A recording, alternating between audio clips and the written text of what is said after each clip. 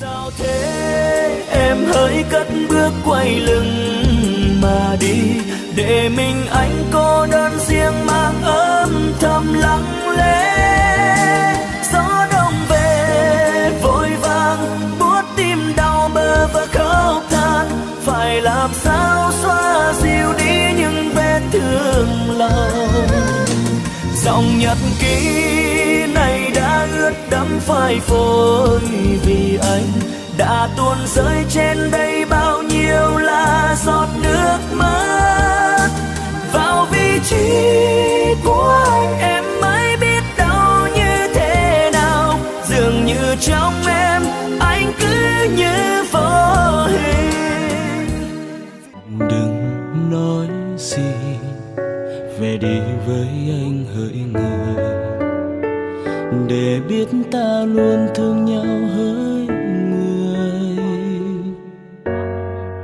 Vì khi trước anh đã vô tâm để mất nhau lần nữa, dù rằng ta đã cùng chung lối về.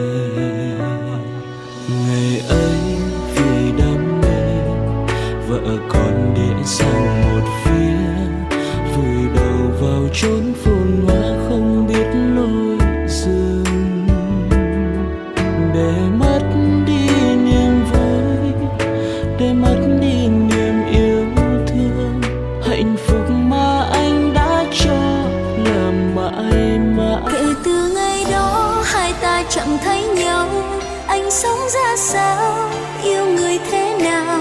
Ở nơi xa lạ nhiều lần nghĩ đến anh, rồi hòa đêm đến làm sao em quên. Nhiều năm tháng em trở lại lối xưa, anh có biết không, trong em vẫn rung động. Cảm giác quay về nhưng giờ anh với em chỉ là người yêu cũ.